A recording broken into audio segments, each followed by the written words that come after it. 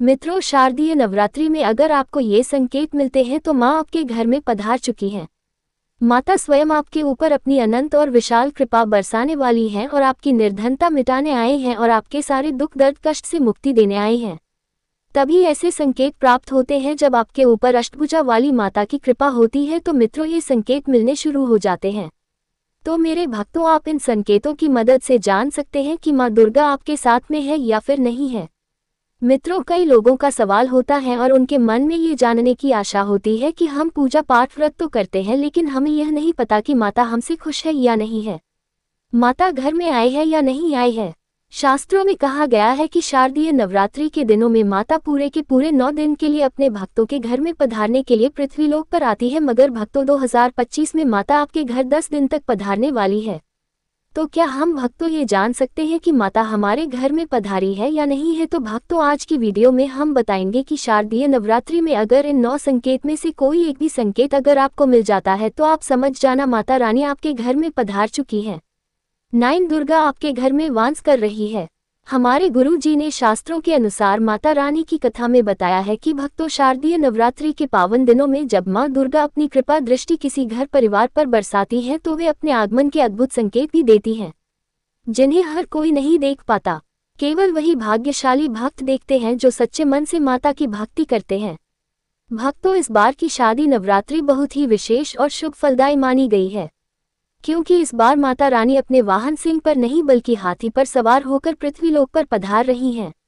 मित्रों, शास्त्रों में विशेष उल्लेख मिलता है कि माँ दुर्गा अपने सच्चे भक्तों को कभी अकेला नहीं छोड़ती।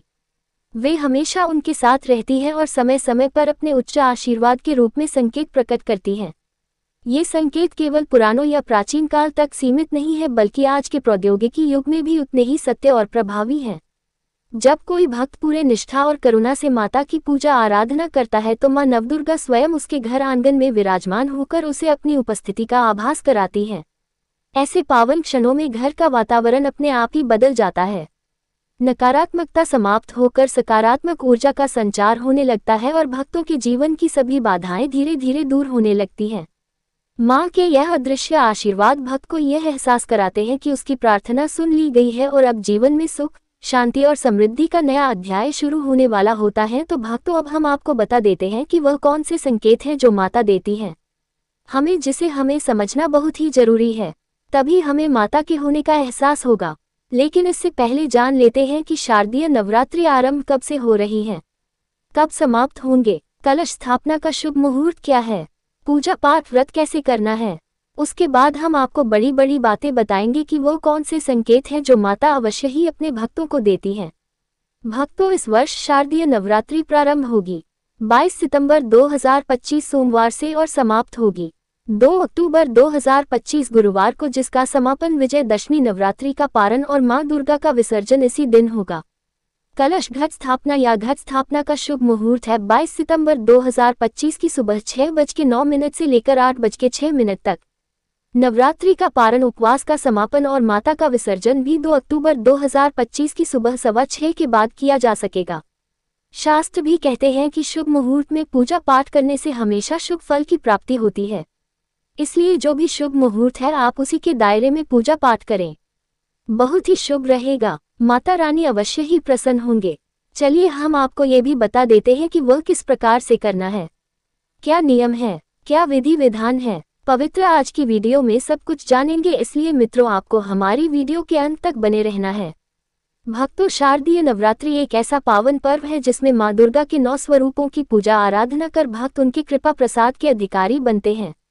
नवरात्रि की पूजा आरंभ करने से पहले सबसे महत्वपूर्ण होता है घर और मन की संपूर्ण शुद्धि करना, क्योंकि माता वही निवास करती है जहाँ स्वच्छता और सात्विकता होती है। घर की धूल मिट्टी जाले हटाकर टूटे फूटे सामान की मरम्मत करके और रसोई को स्वच्छ बनाकर हम माँ अन्नपूर्णा और माँ दुर्गा का स्वागत करते हैं। मुख्य द्वार को तोरण, अमृतलव और रंगोली से सजाकर हम माता को अपने द्वार पर बुलाते हैं और पूजा घर की धुलाई करके गंगाजल से छिड़काव करके और देवी देवताओं की प्रतिमाओं को स्नान कराकर हम आध्यात्मिक वातावरण तैयार करते हैं। नवरात्रि का प्रथम दिन घट स्थापना का होता है। इस दिन सुबह शुभ मुहूर्त में चौकी पर लाल या पीले कपड़े का आसन बिछाकर उस पर कलश स्थापित किया जाता है। कलश में गंगाजल, मौली, सुपारी, सिक्के और आम के पत्ते डालकर ऊपर नारियल रख दिया जाता है, जिसे लाल चुनरी से सजाया जाता है। यही कलश सृष्टि और सभी देवी देवताओं का प्रतीक होता है।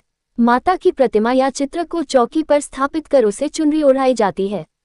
फिर सिंदूर, रोली, अक्षत और फूल चढ़ाए जाते हैं। धूप दीप जलाकर एयूएम दुम दुर्गाय नमः और एयूएम एनहान क्लीन चामुंडाय विच्छे जैसे मंत्रों का जप किया जाता है।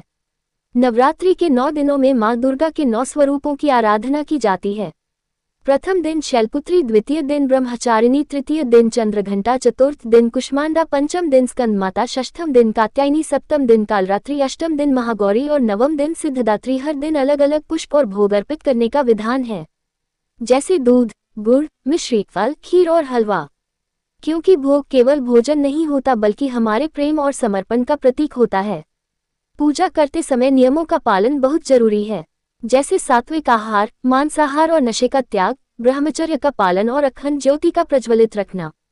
प्रतिदिन आरती करने से वातावरण पवित्र होता है और घर में सकारात्मक ऊर्जा का संचार होता है। नवरात्रि के अंतिम दिन यानी नवमी या दशमी को मां दुर्गा का विसर्जन किया जाता है और उसी दिन कन्या पूजन का विशेष महत्व होता है, जिसमें 9 छोटी कन्याओं को देवी स्वरूप मानकर भोजन, वस्त्र और दक्षिणा दी जाती है।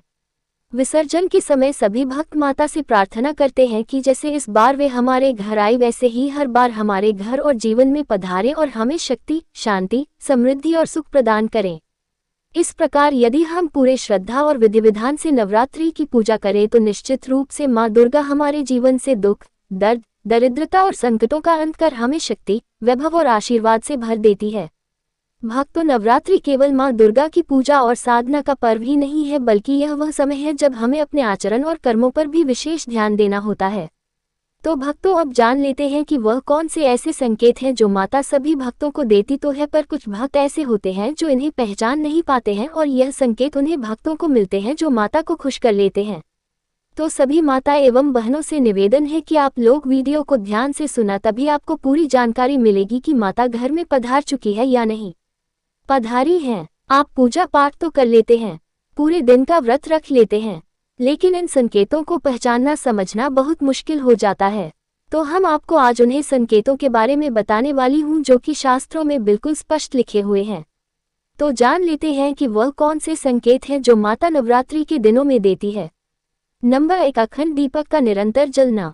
भक्तों, शास्त्रों में कहा गया है कि दीपक केवल साधारण ज्योति नहीं है बल्कि यह स्वयं मां दुर्गा की शक्ति का प्रतीक है। यदि नवरात्रि के दिनों में आपके घर का अखंड दीपक बिना किसी रुकावट के लगातार जलता रहे, चाहे तेज हवा चले या तेल थोड़ा कम भी हो, फिर भी ज्योति बुझने ना पाए, तो ये साधारण बात नहीं है। यह मां का दिव्य संदेश होता है कि उन्होंने आपके घर को अपनी पवित्र ऊर्जा से घेर लिया है। ऐसा दीपक केवल प्रकाश ही नहीं देता बल्कि वह घर की समस्त नकारात्मकता को दूर कर सुख, शांति और समृद्धि का मार्ग खोलता है।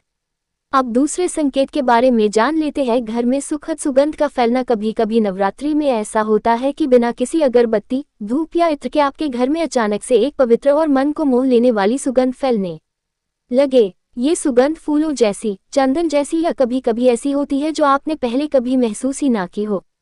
शास्त्र कहते हैं कि यह मां दुर्गा की उपस्थिति का सबसे सुंदर संकेत है, क्योंकि माता जहां भी पधारती हैं वहां दिव्य सुगंध का वास होता है।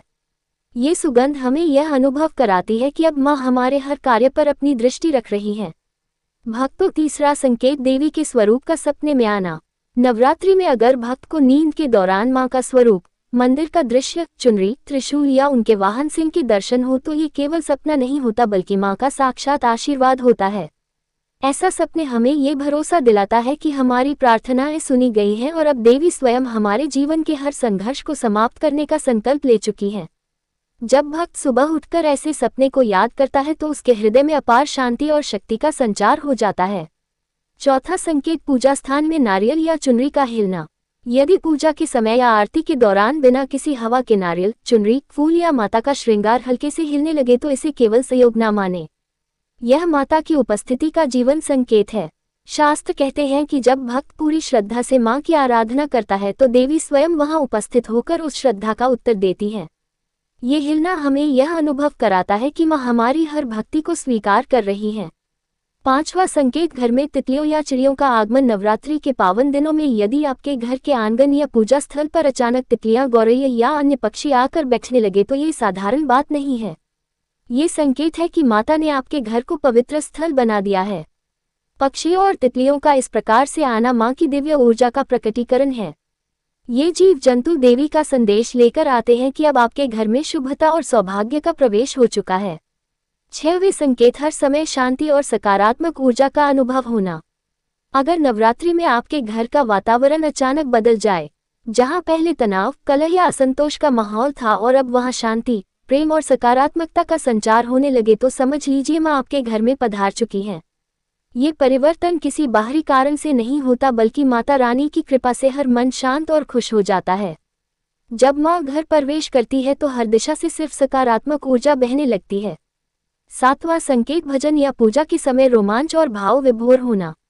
जब आप माता की आरती या भजन करते हैं और अचानक आपके शरीर में रोमांच हो, आंखों में आंसू आ जाए या हृदय अत्यधिक भाव विभोर हो जाए, तो ये भी देवी की कृपा का अद्भुत संकेत है।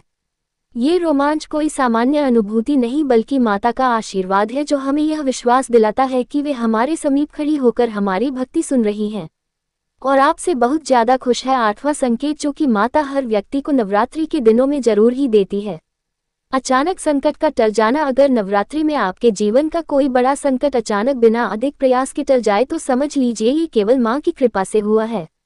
ये संकेत हमें ये बताता है कि मां ने अपने भक्त का हाथ थाम लिया है और उसके जीवन में आने वाले हर तूफान को शांत कर दिया है। ऐसे समय पर भक्त का विश्वास और भी गहरा हो जाता है। नवा और आखिरी संकेत, पूजा में अर्पित फूल का ताज़ा रहना। शास्त्रों में कहा गया है कि यदि नवरात्रि में चढ़ाए गए फूल कई दिनों तक बिना मुरझाए ताज़ा बने रहे तो यह मां की उपस्थिति का साक्षात प्रमाण है। साधारण फूल जल्दी ही मुरझा जाते हैं, लेकिन जब मां अपने भक्त से खुश होती हैं तो वे उन फूलों को भी अपनी ऊर्जा से जीवंत बनाए रखती हैं। ये संकेत है कि माता ने आपकी भक्ति को स्वीकार कर लिया है। इसी के साथ अगर घर में दीपक या धूप बत्ती में देवी का स्वरूप दिखना, कभी कभी भक्तों को दीपक की लौ या धूप के धुएं में मां का स्वरूप, ओम का चिन्ह, त्रिशूल या अन्य दिव्य प्रतीक दिखाई देने लगते हैं। ये बहुत शुभ संकेत है कि माता रानी आपके समीप खड़ी होकर आपको आशीर्वाद दे रही हैं। यह अनुभव भक्त के जीवन को पूरी तरह बदल देता है और उसे यह अनुभव होता है कि वह वास्तव में मां के दिव्य सानिध्य में है। भक्तों, अगर आपके जीवन में नवरात्रि के पावन दिनों में इनमें से कोई भी दिव्य संकेत प्रकट हो जाए तो यह निश्चित मान लीजिए कि मां आपके घर में विराजमान होकर आपकी हर मनोकामना पूरी करने वाली है। भक्तों, यही वे दिव्य संकेत हैं जिन्हें मां दुर्गा अपने प्रत्येक सच्चे भक्त को अवश्य ही प्रदान करती हैं, लेकिन केवल वही भक्त इन्हें पहचान पाता है जिसका मन श्रद्धा और विश्वास से भरा होता है। शास्त्रों में कहा गया है कि जब कोई भक्त इन संकेतों को अनुभव कर लेता है तो समझ लीजिए कि अब माता न केवल उसके घर में पधार चुकी है, बल्कि उसकी हर प्रार्थना को सुन भी रही है। मां की उपस्थिति मात्र से ही घर में सुख शांति का वातावरण बन जाता है। सभी संकट अपने आप टल जाते हैं और जीवन की हर मनोकामना पूर्ण होने का मार्ग खुल जाता है। इसलिए यदि आप इन सभी संकेत को अपने जीवन में देखें तो इसे संयोग न माने, बल्कि माता का आशीर्वाद समझकर हृदय से धन्यवाद करें, क्योंकि यह वही क्षण होते हैं जब मां स्वयं आपके जीवन की बागडोर अपने हाथ में ले लेती हैं और आपको समृद्धि, सुख और सफलता की ओर अग्रसर करती हैं। शारदीय नवरात्रि पर वह ऐसी कौन सी चीज है जो घर में कभी नहीं बनाना चाहिए? नहीं तो पूरा घर बर्बाद हो जाएगा और कंगाली आ जाएगी। किसी भी व्यक्ति को ऐसा खाना नहीं खाना चाहिए। ऐसा खाना घर में बनने पर माता रानी घर को त्याग कर देती है और घर में बात नहीं करती। घर की दहलीज से ही वापस लौट जाती है और मां दुर्गा नाराज हो जाती हैं। शास्त्रों के अनुसार शारदीय नवरात्रि पर क्या नहीं खाना चाहिए? दोस्तों, लहसुन प्याज का खाना कभी भी हमें शारदीय नवरात्रि के दिन नहीं खाना चाहिए, क्योंकि इस दिन माता के 9 रूपों की पूजा का विधान है और इस बार की शारदीय नवरात्रि का के दिन कुल 52 तरीके के शुभ मांगलिक योग बन रहे हैं। इसलिए भक्तों, जो व्यक्ति प्याज का खाना खाता है उसके घर में हमेशा राहु केतु का वास हो जाता है। भगवान शनिदेव भी नाराज हो जाते हैं और अगर घर में राहु केतु का वास हो जाएगा तो वहां पर माता अपनी कृपा कभी नहीं बरसाएंगी। साथ ही साथ शारदीय नवरात्रि के दिन आपको चावल भी नहीं खाना चाहिए। आप साबूदाने की खीर अथवा मखाने की खीर माता रानी को अर्पित करें और यह बात आपको हमेशा ध्यान में रखनी चाहिए। आप बाकी दिनों में चावल या लहसुन प्याज खा सकते हैं। शारदीय नवरात्रि पर लहसुन प्याज का खाना कोई भी मत खाना। छोटे छोटे बच्चे या गलतियां अक्सर कर देते हैं। अक्सर बाजार से डिब्बा बंद खाना खा लेते हैं या कुरकुरे आदि खा लेते हैं जिनमें लहसुन प्याज होता है। इसलिए कम से कम शारदीय नवरात्रि के दिन चीजों से दूर रहे। क्योंकि दोस्तों, अगर आप ही सोचिए, आप खासतौर पर शारदीय नवरात्रि पर राहु केतु को अपने घर में बुलाएंगे या फिर माता रानी को, इसलिए अपने घर को बर्बाद जानबूझकर ना करें। शारदीय नवरात्रि के दिन में मां दुर्गा की कृपा प्राप्त करने के लिए, उनका विशेष आशीर्वाद प्राप्त करने के लिए पीली चीज घर में इस दिन अवश्य बनानी चाहिए। जैसे कड़ी पकौड़ा, पीला दाल हलवा अवश्य बनाना चाहिए, क्योंकि इस दिन पीला रंग स्वर्ण माना गया है तथा सोने चांदी के समान माना गया है, जिसे हम पीतांबरी कहते हैं। इसलिए आप खुद भी इस दिन पीले वस्त्र धारण करें। इससे आपको मां दुर्गा का विशेष आशीर्वाद प्राप्त होगा। शारदीय नवरात्रि को हमें किसी से भी कर्ज नहीं लेना चाहिए। यदि हम शारदीय नवरात्रि के दिन ही किसी से कर्ज ले लेते हैं तो पूरे साल भर हमें कर्ज के तले डूबे रहता है। इसलिए शारदीय नवरात्रि का त्योहार आप कर्ज मुक्त होकर ही मनाएं। साथ ही शास्त्रों में यह उल्लेख है कि माता रानी उसी के घर में वास करती है जो सच्चे हृदय से माता रानी को बुलाता है। माता रानी मात्र एक मिश्री के टुकड़े से भी प्रसन्न हो जाती है। बस आपके मन में सच्ची श्रद्धा होनी चाहिए। भगवान भी कहते हैं कि कर्ज लेकर धार्मिक तीर्थ यात्रा, धार्मिक पूजा अनुष्ठान नहीं मानना चाहिए। इससे उल्टा जीवन में भीगे जीवन में दोष उत्पन्न होते हैं। तो आपकी कोई भी मनोकामना हो, चाहे धन संबंधी हो, चाहे संतान से जुड़ी हो, आपकी हर एक मनोकामना माता रानी अवश्य ही पूर्ण कर देंगी। नवरात्रों के दिन में आपको कौन सी गलतियां कभी नहीं करनी चाहिए? दोस्तों की शारदीय नवरात्रि के दिन ये 5 गलतियां कभी नहीं करनी चाहिए। एवं इस दिन पति पत्नी को आपस में दूरी बनाकर रखनी चाहिए। लहसुन प्याज का खाना नहीं खाना चाहिए। सुहागन महिलाओं को बाल नहीं धोने चाहिए, इसलिए एक दिन पहले ही अपने बालों को धो लें। तुलसी का पौधा, झाड़ू, सुहाग की सामग्री या नमक कभी भी किसी दूसरे व्यक्ति को नहीं देना चाहिए। इससे माता रानी नाराज हो जाती है। इस दिन बुजुर्गों के पैर छूने चाहिए और किसी भी व्यक्ति को किसी दूसरे व्यक्ति की बुराई नहीं करनी चाहिए। और नवरात्रि में अगर आपके घर पर अगर कोई व्यक्ति आपके द्वार पर कुछ मांगने के लिए आए तो हो सकता है उसे व्यक्ति या कन्या के रूप में स्वयं शक्ति स्वरूपा माता लक्ष्मी हो, स्वयं माता शेरावाली को हो, क्योंकि इस दिन घर घर जाकर माता लक्ष्मी भ्रमण ही करती है और उसी घर में वास बनती है जो सच्चे हृदय वाला हो, जो दूसरों का दुख समझता हो। माता लक्ष्मी साक्षात कन्या स्वरूप है, घर के दरवाजे पर भी आती है। उन्हें खाली हाथ न जाने दे। कन्याओं को मीठा अवश्य खिलाए।